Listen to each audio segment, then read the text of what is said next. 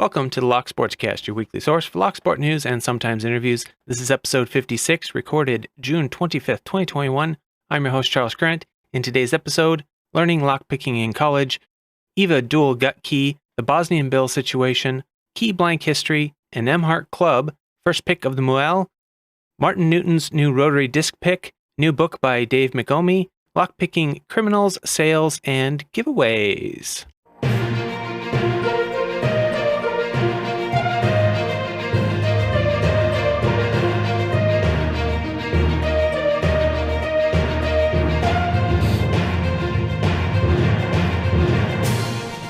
You can subscribe to the audio version of this show on most podcast apps and at locksportscast.com. If you don't already have one, you can find an app at newpodcastapps.com. You can subscribe to the video version on YouTube. Links to stories discussed will be in the show notes. YouTube and some apps limit the length of show notes and the links I can put in, but you can always find full show notes with all the links at locksportscast.com.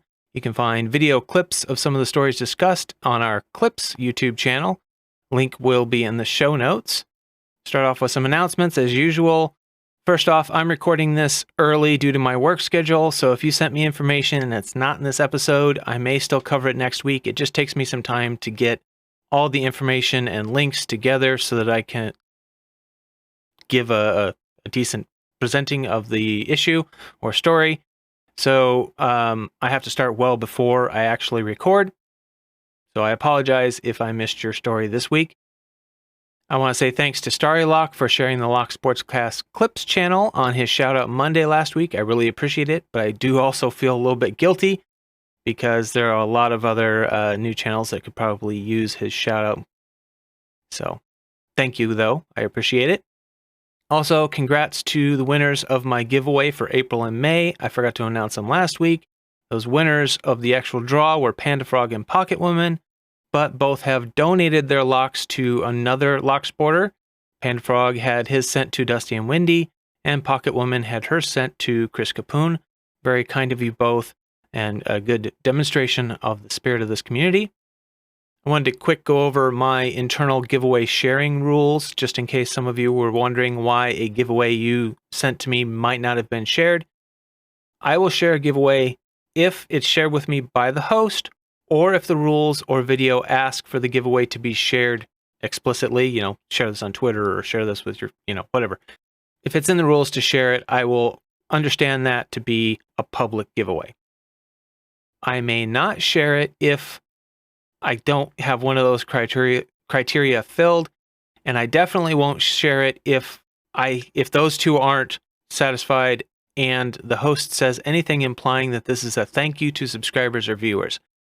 I'm just going to have to default on that to they probably want it to be to people that are already subscribed and are seeing it on their own, and they want to keep it a little more exclusive.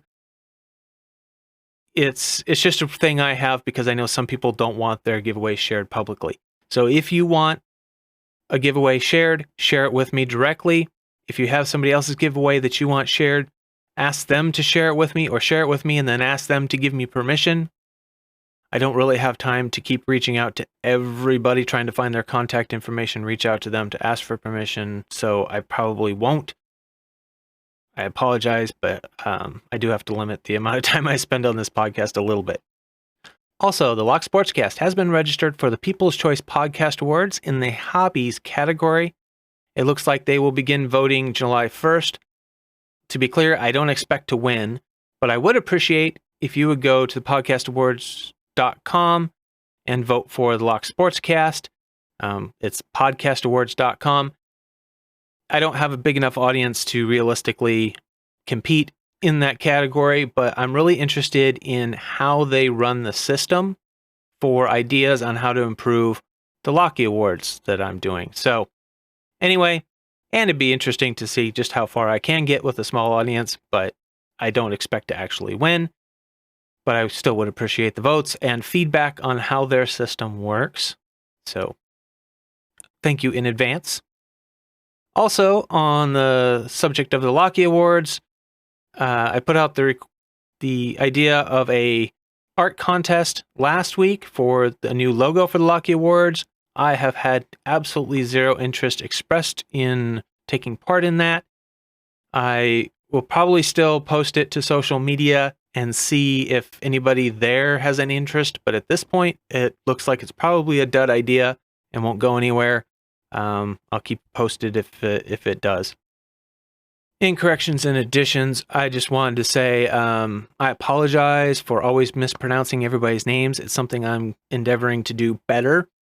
I'm really bad about it, especially with online usernames, and I don't know if there is a way to improve on that or not, since they're never spelled in a way that seems to lend itself to proper pronunciation. And even if it does, I'm so bad with pronunciation anyway, I'm probably going to get it wrong. So I apologize in advance for when I screw up your name. First off in the news, I ran across an article that was titled New Cybersecurity Concentration Gives App State Students the Skills to Combat Hackers. And this really is just a kind of a promo article, but I found it interesting for one specific reason. This is out of Boone, North Carolina. Chris Taylor is a computer hacker, and he teaches his students the tricks of the trade. With the best of intentions, Taylor, a professional security specialist and senior lecturer in Appalachian State University's Department of Computer Information Systems, is spearheading the department's new cybersecurity concentration that begins in fall 2021. And down in the article, the part that caught my attention was, it says, in his classes, Taylor teaches hands-on skills from physical lockpicking to digital security applications. Taylor explained, it is our job to expose all vulnerabilities, including physical access. We use lockpicking tools in the classroom so students can see how they work firsthand and understand the importance of overall security within an organization. So I thought that was pretty cool. A more integrated, full security type class, as well as being able to learn lockpicking and get credit for it. And on Twitter, iFisk tweeted, in case you didn't know about these, the National Locksmith Trade Journals on here, and had a link to archive.org. Continued, kind of dated, but a lot of info that is still highly relevant nowadays. So I went over there and I checked, and it looks like they currently have issues from 1988 to 2005. I don't know if that is a complete set from that time frame, but they do have some spanning from 1988 to 2005. In case you're interested, you can head over there, link in the show notes. And in community news, first off, congratulations to Noob for reaching 70,000 YouTube subscribers. Really, really amazing stats. Good job on that. You've earned every single one of those. And there's a new post on Tool's Black Bag blog entitled New Tool EVVA Dual Gut Key. I'll read part of it here just to tease you. The EVVA Dual is a lock with 12 spring-loaded sliders and 2 sidebars, one on each side. It is exceptionally hard lock to pick. Rainder, a gifted picker, found gutting of the Dual error-prone and devised a tool to help with gutting the lock instead. Rainder was kind enough to allow inclusion of the pictures and STL under the CC BY 4.0. So that's a Creative Commons license. Anyway, check that one out. Again, link in the show notes, or just go to blackbag.tool.nl. And just remember to spell tool with 3 O's. And back on Twitter, Dark Arts Lockpicking tweeted out, has anyone heard from Bosnianbill? Been 3 weeks since his last posted video. iFisk replied, heard mention of this in his last recent video comments and tracked it down a few days ago. Hope it helps put some minds at ease. And I thought I would just, I don't have permission, but I'm going to read this here because I think it's important to the community as a whole. In reply to somebody asking about where you've been, said, I'm taking a break from posting videos for a while, and as you are a supporter, you deserve an explanation. As you may recall, a dear friend recently died from COVID-19, leaving her husband and 2 children. Unfortunately, her husband also contracted the virus, and, at least initially, it looked like he had a mild case. My wife and I are legal guardians and moved the kids into our house in an effort to keep them from getting sick. As time went on, Rich's illness got worse and he went into intensive care. 2 days later, he had to go on a ventilator. He remained on it for 6 days before recovering enough for a doctor to remove it. He has slowly, very slowly, been recovering and is out of intensive care. The doctor said he will recover, but the lungs are permanently damaged. Long-term effect is unknown, but he is breathing on his own, so that's good news. The doctor expects the recovery and physical therapy to take several months. During his recovery, we are continuing to keep the kids, ages 7 and 9. To be honest, we had forgotten how much time it takes to care for young kids. It is like keeping wild monkeys in our house. You have to watch them every second because they have an uncanny ability to find, lose, or break, or disassemble your most valuable possessions. Nothing remains in its place. Dishes and utensils are used and cast aside, usually under a piece of furniture. Our house looks like a bomb went off in it.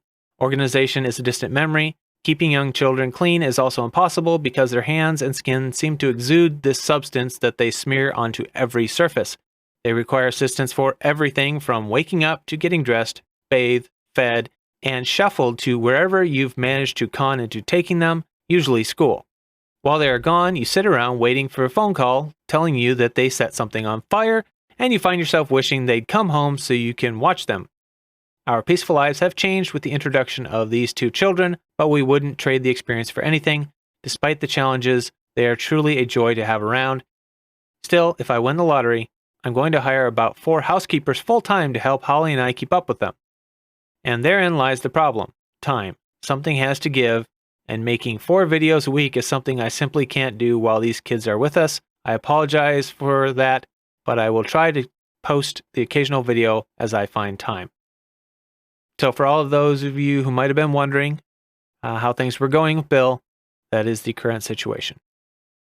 And Joshua Gonzalez thought it might be interesting to share the CLK Supplies latest videos. Says they're a good history lesson. The first one is entitled Locksmithing 101, What No One Tells You About the Industry, Key Blank History Part 1. The description reads, have you ever wondered why there are so many different key blank part numbers in the locksmithing industry? I know we have. PJ shares the untold history of key blanks and their manufacturers. Learn more about the locksmithing industry and stay tuned for Part 2. Part 2 is out as of this recording. Says never question key part numbers again. Key blank history Part 2. And the description on that says key blank part numbers can be confusing. In the locksmithing industry, there are many versions of key blanks. Knowing which key to order can be difficult. PJ gives you a breakdown of keys, the materials they are made from, and the variations of part numbers with an explanation of why there are so many for the same key. Learn everything you need to know here. So I will have links to both of those episodes in the show notes. I haven't actually had a chance to watch the second one in full, but I did watch the first one, and I found it interesting. And Mick777Oz posted in Reddit, Emhart shirts now available, a club with a difference. Says, okay, so I like Emharts a little too much. Emharts are fairly rare and not exactly cheap. So what I'm wondering is, what do people think about a club with plebeian memberships? Jokes this includes me. No picking required, just buy a shirt if you want it. I'm hoping to get them screen printed, but that needs a minimum of 20 per order, so I would like the numbers before I order.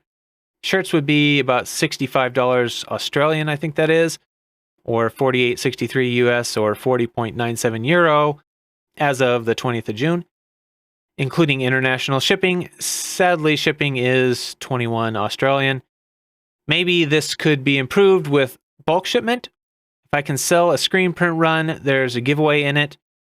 Then he continues, offer for pickers only that want something extra.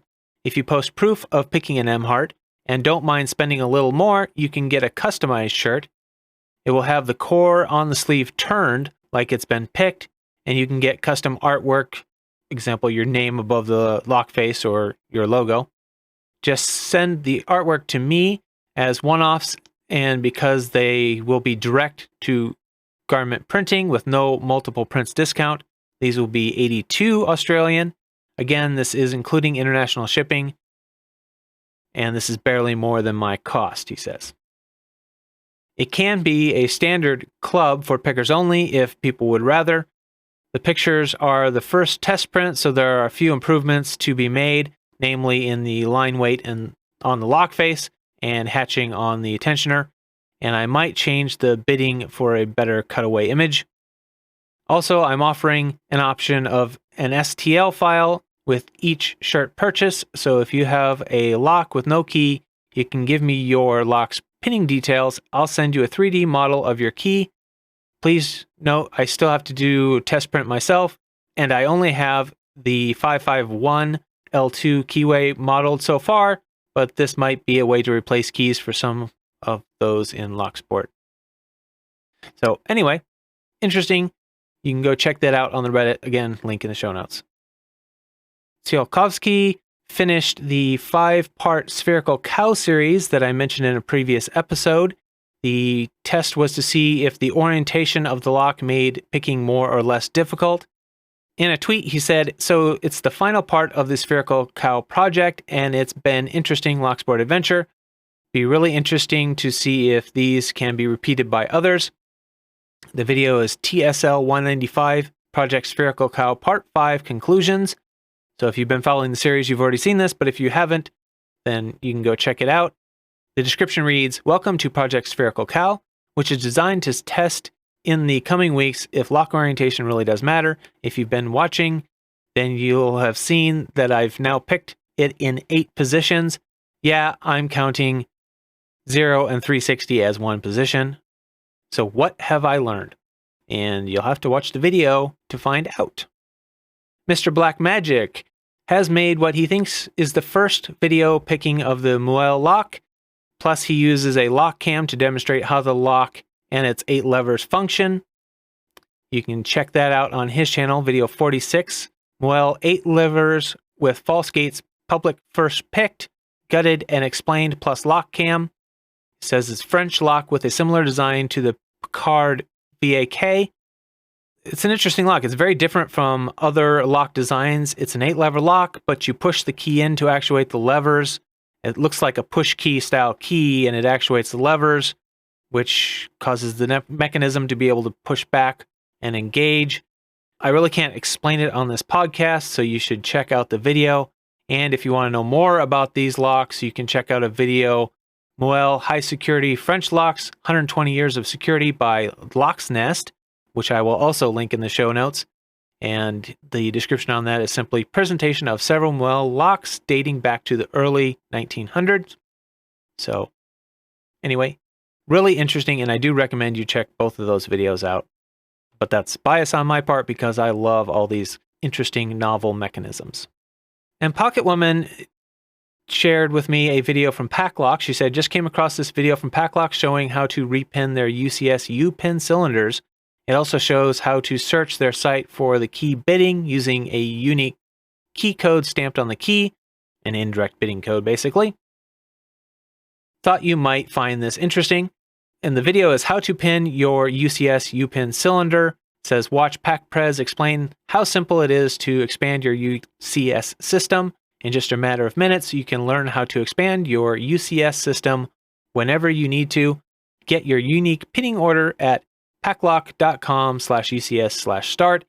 So yes, they use an indirect bidding code, I'm guessing, but then you can look it up on their website. So that's now public information. Also, this video is dated June 24th, 2021, and I swear I've seen this video before. Did they repost it, or am I crazy? Let me know if any of you have seen this video before, because I could have swore this was up on their site before. Anyway, I like the idea of being able to rekey my locks to all be the same. However, from a customer service point of view, I do think it's a bit risky to trust the general public to do this with limited instruction and no experience without totally screwing up somewhere and then complaining to the customer service line. Just my thoughts on it. I think it's I like the UCS system, and I think it's great that they provide the ability to rekey. I just think I wouldn't want to work in customer service there. I've worked customer service before, and I could see that being a nightmare. I don't have any in-person meetups to announce this week or any new speedlocks.org speed picking records, but I do have a few new Lockpickers United belts to announce. First off, we have a new blue belt by kraKen. Congratulations, kraKen. And 2 new purple belts. We have Ada Marie and Spoon, both earned purple this week. Congratulations to both of you. For anyone not already familiar with the Lockpickers United belt system, you can head over to the Reddit, which is r/lockpicking, and you can find the belt ranking information page that's listed in their sidebar, and you can find all of the details there. That's the official source. If you don't have the patience to read through that, there are a couple of videos you can check out. Lockpickers United YouTube channel has Mentorship Monday, number 3, the belt system, and Jon Lock has a video called All About the Lockpicking Belt Ranking Systems. You can also check out the Sportscast podcast, episode 2, which is audio only on that one, called Breaking Rules and Getting the Belt. And any of those can give you a little more insight into what's going on. Now it's time to say thank you to the people that made this episode possible. We'll start off with the people that financially support this show. We have the Patreon subscribers, BillN, Medler, Panda-Frog, Michael Gilchrist, Starry Lock, Williams Brain, Dave to be deciphered, Pat from Uncensored Tactical, PH Becker, 3 Raccoons in a Coat, Chirel, Mog, and Jon Lock. Thank you to all of you for helping keep the bills paid. Chief content producer for this episode is Chirel, by quite a wide margin, because he sends stuff pretty frequently throughout the week, and my having to do this early kind of cut off a few people. Other content producers for this episode are Jon Lock, Joshua Gonzalez, kraKen, Lockhack, Lockmaker Tattooer, Mick777 Oz, Mr. Black Magic, Panda-Frog, Picked It Mate, Pocket Woman, Rune, and Tony Varelli. Thank you to all of you for helping to make the workload a little less for me. I really do appreciate it. Remember, this show is only possible because of information and support from community members like yourself. So if you value the podcast, please help me keep it going by sending in your news, links, events, giveaway information, anything you have that's Locksport related. Every one of you has your own unique little part of the lockpicking community that you take part in. So if you get some news from one of those, please share it here so the rest of us will know it. You can send any information you have to podcast@thelocksportscast.com or DM me on social media. You can find all of my contact information at thelocksportscast.com/contact or locksportscast.com/support. And don't forget to share the podcast with your lockpicking friends. If you are going to an in-person meetup, that's a good opportunity to share the show with some people that might not already know about it. You can leave a review on your favorite podcasting platform or leave a comment and thumbs up on YouTube. You can subscribe to the podcast on your favorite audio podcast app or YouTube. That's very helpful. And you can donate if you want via PayPal or subscribe on Patreon. If you do subscribe on Patreon for a monthly subscription, you do get a private RSS feed that will get you the episodes a little bit earlier than the rest of the people when I finish editing them, not on the normal Monday release day. For details on how to support the show, just go to locksportscast.com/support. And if you support the show with donation or information I use in the show, I will give you credit in the show and on the show notes. So thank you very much for your support. Moving on to products, Martin Newton put out a tweet saying, testing a prototype rotary disc pick, very easy to use, 100% success rate, a couple of minor improvements before this goes for a production run. And Rubber Band asked, do you have a projected cost for these? The collector in me is gearing up. And Martin replied, not yet, going to try and make it as affordable as possible. It will depend on numbers. Cost of manufacturing goes down as the numbers go up. Yep. Anyway, that's what we have on that. It's a little mysterious, but we'll be looking forward to hearing more information. And then Squelch Tone sent out a tweet saying, new Dave McOmie book on the life of a safecracker. It's entitled Safecracker, a chronicle of the coolest job in the world, and should be available July 1st. The description on Amazon reads, like a character in a Hitchcock movie, Dave McOmie travels the country breaking into bank vaults, cracking jewelry store safes, and decoding unbreakable codes secured deep in government facilities. He's never been arrested or charged with a crime because it's his job. Safecracker reveals the shadowy world where tumblers are twirled, skeletons are exposed, and long-standing mysteries are solved. You'll ride shotgun with Dave for one crazy week, beginning with the impenetrable vault in Vegas with a midnight deadline, and ending with Prince's ultra-secure music vault in the basement of Paisley Park. In between are factual stories that read like fiction, drilling the same model ATM from the notorious episode of Breaking Bad, meeting a mystery man from Department of Defense at a remote location to crack 2 high-security safes, chronicling the corruption and ineptitude that dogged efforts to develop the first electronic safe lock to guard our national secrets, tackling a 100-year-old antique bank vault in downtown Salt Lake City, and more. What's in all these safes and vaults?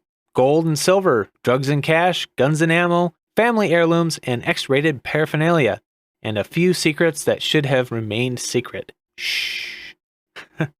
Actually sounds like a really good book. Kind of interested in that. All right, moving on to the crazy locksmith story. This one is a little different. This is half criminal, half lockpicking story, but the locksmith in this ends up right in the middle of it. So that's why I'm putting this here as kind of a cautionary tale to raise awareness, and also because it's just an interesting story. The title of the article I first came across was New Jersey Woman Uses TikTok to Document an Extremist Group's Attempt to Steal Her Home. A woman in New Jersey had a bizarre and terrifying experience when a member of an extremist group tried not only to break into her home, but move in.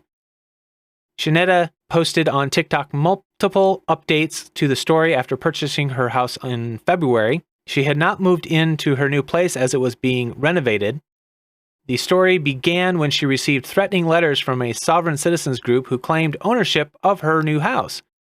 The extremist group has attempted to claim ownership of other properties in the past, claiming an ancestral right having ties to the property. Shanetta was told by her lawyers it was a scam and to disregard the letters. On June 17th, after receiving the keys, she found that they didn't fit the locks. Shanetta called a locksmith, but when she and the locksmith approached the home, they were stopped by 4 unknown males who were very aggressive and presented paperwork indicating that they held legal rights to the property. Shanetta called the police, who confronted the suspects. The documentation claimed that they were sovereign citizens of the Al-Moroccan Empire, and their status was why they believed they could claim the property as their own. Police confirmed Shanetta was the owner of the home and asked the men to leave. Later that same day, around 2:40 p.m., one of the suspects came back to the home before the locksmith was able to change the locks. He used his key to get into the place and placed a Moorish flag in the window. The Newark Police SWAT team entered the property and took the man into custody. The man now faces charges of burglary, criminal mischief, criminal trespass, and terroristic threats. In one of many TikTok videos, Shanetta sums up her experience, quote, "I was randomly, but not randomly, targeted by a terrorist group that doesn't follow any of our rules and would be violent in efforts to steal my house. It's not the sexy crime Lifetime shows that you're used to seeing. This was something for me to try to communicate as a cautionary tale that is bizarre and crazy, but it's real life. It happened." And the article says, the Southern Poverty Law Center writes, sovereign citizens believe that they, not judges, juries, law enforcement, or elected officials, get to decide which laws to obey and which to ignore, and they don't think they should have to pay taxes. And it's more convoluted than that. If you want to go down a rabbit hole, look up sovereign citizens on YouTube, or even more so in this case, look up Moorish Americans on YouTube, and it's just a crazy rabbit hole you can go down, but it's not a bad idea, especially if you're a locksmith, to perhaps go and just review a couple of the videos so you can see the warning signs of how they talk and what type of things they do, so you know when to just step aside and call the police, because it could get dangerous. In lockpicking criminal news, out of National City, California, National City's chief of police took a man into custody at gunpoint Wednesday as part of a burglary investigation and pursuit that ended in 2 more arrests. It started around 5:30 a.m. when dispatchers got a 911 call about 3 men breaking into a locksmith's kiosk in the South Bay Plaza on East Plaza Boulevard. Officers arrived and got a description of a car that had just left the scene from witnesses. They spotted the sedan and followed it about a half mile to Kimball Park, where the driver apparently tried to escape along a dirt path but collided with equipment near Kimball's State Park. 2 men jumped out and tried to run away. One of them made his way to C Avenue, crossing paths with Police Chief Jose Tellez, who officers said had been headed to work in the department's station nearby. Freelance photographer video shows the chief holding the suspect at gunpoint and ordering him to the ground. Marked patrol cars pulled up behind the arrest, and a uniformed officer runs over and to give the chief his handcuffs. Meanwhile, Cardoza says officers were able to track down the other two suspects. One was found hiding in the back of a vehicle that led police on a chase through the park. The other was found hiding under a tarp in the backyard near the park. Police dog was sent after that man when he refused to surrender, officer said, and he was bitten in the leg. The man and one other suspect, who apparently got hurt in the initial crash, were taken to the hospital for minor injuries. They will be turned over to authorities once they are treated. The owner of the locksmith business, which arrived to find his kiosk door destroyed, said the thieves had taken some equipment for programming remotes and other tools used for making house and car keys, and said fortunately they couldn't steal everything because the police were informed that someone was trying to break in. The owner said they got here quickly, and I believe they caught 3 of them. He said thieves had tried to break into his kiosk once before, but, quote, fortunately they got them. This is life. What can you do? So, not technically lock-picking criminals, but stealing from locksmiths and the specific tools they got seems to show their intention to do that at some point in the future. And out of South Wales, a professional car thief in a stolen vehicle crashed into a car containing a mum and her young daughters as he fled from police, the court heard. When Stephen Thomas was searched, officers found he had tools of the trade on him, including a lockpick and an electronic car computer reader. The 28-year-old had only been out of prison for a matter of months at the time, having been jailed last year for his part in a 100-mile-per-hour pursuit in another stolen car during which a police vehicle was rammed. Sending him back inside, a judge told him his immature and selfish behavior on the night in question could have had catastrophic results. Swansea Crown Court heard that around 9:30 p.m. on May 21st, police in an unmarked car in the Penlyn area of Swansea saw a Ford Fiesta with Thomas at the wheel, which had been reported stolen. Craig Jones, prosecuting, said the officer activated the concealed blue lights on his patrol car and signaled for the Fiesta to stop on Penderry Road, but instead it sped away. He said Thomas raced through Penlyn along Langy Fellich Road before turning into the Clace Estate, where he showed scant regard for the rules of the road as he drove at speeds hitting 60 miles per hour through a residential street. The defendant lost the pursuit officer when he drove down a footpath, but was located by another police unit minutes later back on Langy Fellich Road. As Thomas tried again to get away, he crashed at some speed into a Ford Ka with a woman and 2 children on board. The defendant was arrested at the scene of the collision, and paramedics were called to check on the mom and kids. Mr. Jones said it was fortunate that the youngsters were securely strapped in the back of the car, and though knocked around and shaken up, they did not suffer any serious injuries. When Thomas was searched, he was found to be in possession of an OBD reader, an electronic device which plugs into the onboard diagnostic system in a car and allows thieves to deactivate the alarm and encode new keys, as well as what prosecutors termed the more traditional tools of the car thief's trade, including bolt cutters, a lockpick, and an adjustable spanner. At the time of the crash, Thomas was out of prison on license, having been sentenced to 10 months in prison in October 2020 for his involvement in another pursuit. This had seen him and 3 other career criminals race through Swansea at speeds touching 100 miles per hour in a stolen car, at one stage ramming a police vehicle and injuring the officer inside. The 4 men ran away from the stolen Ford EcoSport, but were quickly rounded up. They subsequently refused to take responsibility for the driving and would not say which of the number had been behind the wheel. Stephen Carl Thomas, who goes by the name Stephen Rice, of no fixed abode, had previously pled guilty to aggravated vehicle taking, dangerous driving, driving while disqualified, driving without insurance, and going equipped to commit theft. When he appeared in the dock for sentencing, he has 20 previous convictions for 42 offenses beginning when he was a youth, including aggravated vehicle taking, theft from vehicles, fraud, driving while disqualified, dangerous driving, handling stolen goods, offenses of violence, criminal damage, being concerned in the production of cannabis and possession of drugs. Dan Griffiths for Thomas said given the items the defendant had been found in the possession of, the court may conclude his client is a, quote, professional car thief. He said there was little mitigation in the case, save for guilty pleas, that the defendant felt terrible, that a mom and young children had been caught up in the collision, and he wished to apologize. Judge Catherine Richards told Thomas his immature and selfish actions on the night in question could have had catastrophic results. Given the defendant credit for his guilty pleas, the judge sentenced him to a total of 18 months in prison. Thomas will serve up to half that period in custody before being released on license to serve the remainder in the community. He was disqualified for driving for 3 years, and his ban was extended by an extra 9 months to account for the period he will be behind bars.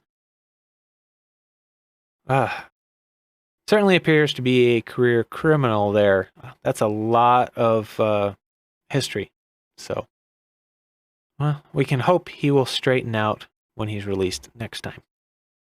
Moving on to sales. Picked It Mate came up with a code EPG 25% for 25% off EPG blades at lawlocktools.com. That's the electronic pick gun blades, 25% off at lawlocktools.com. I don't have information on an expiration date yet. I was going to do a little more research there, but I ran out of time. We have the promo code for 15% off at Dark Arts Lockpicking, the dalp.com.au store. That's dalp.com.au. It can only be used once per customer. Expires the 1st of July 2021. It's DLP Store 01. DALPSTORE01 is the code. 15% off. First purchase at dalp.com.au. Was that repetitive enough for everybody? 3dlocksport.com, Tony Varelli's site. 10% off with the code LSCAST10. That is a special code that he put out just so you guys wouldn't lose out when the last code expired. So thank you to Tony Varelli for doing that. I don't get anything out of any of these codes, by the way. So these are not affiliate codes, just savings for you guys. Mako Locks still gets 15% off with the code BYMAKO. Again, no expiration known. uklockpickers.co.uk, 10% off with the code GIFT, GIFT. No expiration known at this time.